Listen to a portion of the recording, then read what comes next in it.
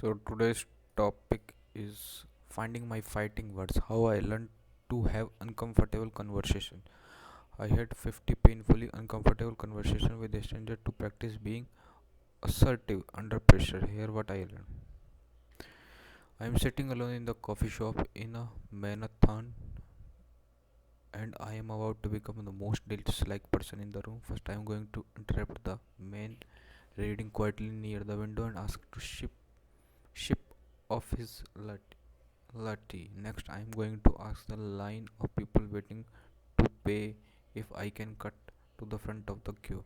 And before I do any of this, I am going to lie to the dusty coffee stained floor, eyes open, slowly counting from 1 to 20 as the rest of look on in uncomfortable, visible disapproval. This is how I choose to spend my last vacation hereby. Growing up, all I ever heard about is EQ. It was the mind 90s, and psychologist Daniel Goleman had just popularized the concept emotional intelligence with 1995 best year of the same game. Now, emotional quotient or EQ was become the latest buzzword to describe this new form of smart. Unlike IQ, which tracked conventional measure of intelligence like reasoning and recall. EQ measure the ability to understand other people, to listen, to empathize, to self-regulate, and to participate. My mother, an elementary school principal, prized brain and hard work, but she placed a special emphasis on Goldman's new idea. To her, EQ was the separated the student from great after they left the hall of her school. It was the elixir that transformed ideas and intellect into impact and influence. She was the determined to send my sister and I into adult world with with as much of this luxury as possible. She led regular dinner table conversation on the subject of empathy, communication, and patience to do so. But when I finally began my first full-time job after graduation, an early employee at fledgling tech startup, something was missing. Sure, EQ. I was crucial to clinching the interview and integrating quickly into the small, tightly knit team. But before long, I began to notice a second lecture swirling around in the back pocket of some of my colleagues. It gave their opinion extra weight and their decision and an impact. I propelled them into a position of credibility and authority. Strongest of all, it seemed like the anti EQ. Instead of knowing how to make others feel good, the lecture gave people the courage to do so opposite. This is to say things that other did not want to hear. This is was as assertiveness. This was assertiveness. Psychologists conventionally define assertiveness as the healthy middle ground between passivity, passivity and aggressiveness. But in the practice, I found it boiled down to the mastery of single skill, the ability to have uncomfortable conversation. Assertive, those with high AQ can comfortably engage in sort of conversation that make many of us scrum. They ask for things they want, decline things they don't, provide concert constructive feedback, and engage in direct confrontation and debate. While top performer at our company, while in terms of personality, gender, and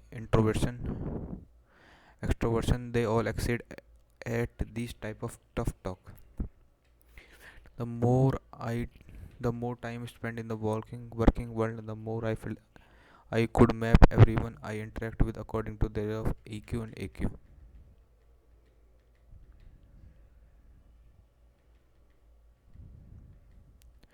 Those who low EQ and low AQ with grumbles, difficult to work with and unable to speak of themselves, grumbles turn into a gossip and passive aggression to deal with other, creating a toxic environment wherever they want. they generally encounter a low ceiling in their personal and professional life. Those with high EQ but low AQ were people pleasers, while well liked and collaborative pleasers struggle with conflict and saying no to the others, like the grumbles. They also hit a ceiling passed over the manager and steamrolled by friends and family for not having the guts to have tough conversation. Those with low EQ but high AQ were the asshole, blissfully unaware of their uninterested in social graces as ruthlessly told you what they want, what they thought without fear of or concern of how it made you feel.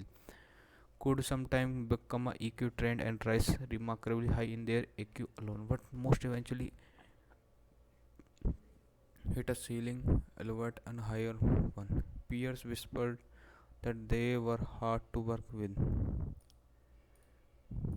and they were excluded from their past professional opportunities and personal relationships. Those with high EQ and high AQ were respected leaders. Those people were likable and great to work with, but also know how to say no, ask hard questions, and share constructive feedback, and to do so in a way that this was firm and respectable. This is where most of us want to be. Turning the mirror on myself, I landed in the top right quadrant, but just barely. A lifetime honing my EQ helped my empathize with those around me, but it also left me overly sensitive to situations where I had to say or to do things that might make other unhappy. While I didn't avoid conflict, I was always frustrated how many mental machinery would degrade when I had to say or do something that could upset someone. Engaging in heated debate and providing negative feedback were the hardest for me. Thinking would we get cloudily. I stumbled through my words or used too many of them. After the conversation was over, I was frustrated by how poorly I conveyed my message and feel emotionally drained from my experience. Compare that with people I respected the most, our CEO, say, or my mother, who seemed to be able to maintain clarity of thought and speech in even the most uncomfortable situation. And there was another thing that kept me low on AQ spectrum. Somewhere in my 20s, I lost track of my own introvert tendencies and let them snowball into moderate social anxiety, spec- specifically when it came to approaching stranger. I felt like another unintended consequences of doubling down EQ. Anytime I had approached someone I didn't know at a trade show, networking event, or social occasion, my empathy would kick into a sort of broken, distorted overdrive. I had instinctively imaging instinctually imagine this the person I wanted to speak to me annoyed or uncomfortable with over overdue. I feel a spike of anxiety at this imagined reaction, and more often than not I will. It felt like a dirty secret. I regularly spoke at conference in front of hundred of people, but I break into a sweat if I had to approach a single person in the crowd. This was a problem where whether negotiating for a car or a venture capital, providing honest feedback to a romantic partner or business partner. I know that stronger so much of uncomfortable conversation would be necessary to get the thing I want out of life. I became fixated on finding a way to move up to AQ spectrum. The big idea. EQ is notoriously hard to improve. So slang is a complex symphony of subtle cues and interaction, and getting better means learning to play an ensemble of new social instruments, often all at once. In contrast, improving my AQ felt like a much more manageable task. Instead of orchestra, assertiveness felt like a single important imposing instrument, the courage to tell people things they may not want to hear. This was a good. I figure if I could just improve on this one skill, I could knock my AQ up to a few notches.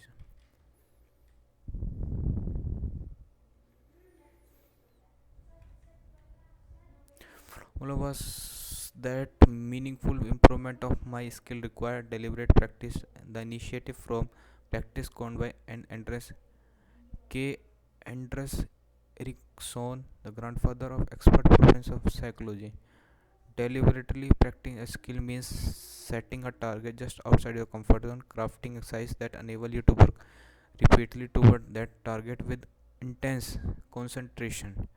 And then once you achieve it, raising the bar and repeating the process. A tennis player working on their backhand does not casually play with friend. Hoping to improve, they set the target, load the ball machine, and work the backhand, focusing intensely on every swing, observing the output, and adjusting the technique they have.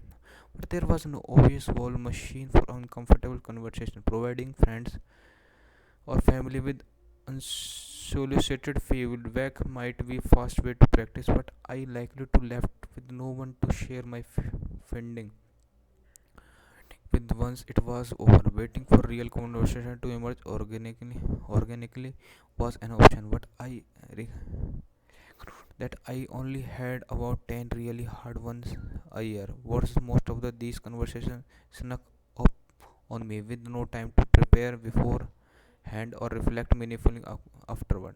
This left me with perhaps 2 or 3 opportunities a year to really focus and deliberately practice the skill. At this rate, by the time I got a 40 to 50 reps, I thought I need to make meaningfully improvement. Some of the best years of my life I would be over. This was when my gear started to turn. Could I build a ball machine for uncomfortable conversation? Could I create exercise or more realistic than role playing? Suffer experimenting with realism that similar to the key skill I want to develop. And could I wrap these exercise into a sort of personal boot camp which concentrated lots of practice into a short period of time in order to accelerate my progress? Building the bootcamp. I set out to create a bootcamp for uncomfortable. Here how I would did it. The exercise. I created two type of exercise to develop my AQ: uncomfortable negotiation and unusual conversation. Uncomfortable negotiation involved entering into negotiation at a flea market where I would a low price for their wars energy 25% less or rental price. The negotiation would follow a specific script. I had to make the offer and then remain silent, maintaining eye contact until they reply. If they decline, I had to formally repeat my offer, followed by same silent stare. Declined a second time, I thanked them politely and went on my way. Not to get discount, but the practice saying thing to people that I know they would not want to hear. They worked sometime too well. Since the craft on a sale were often painstakingly produced by the people I was negotiating with, my low wall offer did not just discount the price, they discounted the creative output of the vendor themselves. As a result, my negotiation partner were not just disinterested in my offer, but often visibly insulted by them. Unusual conversation involve approaching a stranger and saying or doing, while unthreatening, were downright weird. I began with easier challenge, asking someone on the street if they had a stick of gum or they had liked my shoes, and increased the intensity of bitterness over time. By the last day, I had asked strangers for a sip of their drink, convince a tourist in the park that I know them, and ask a line of people at a start to cut the front without justification.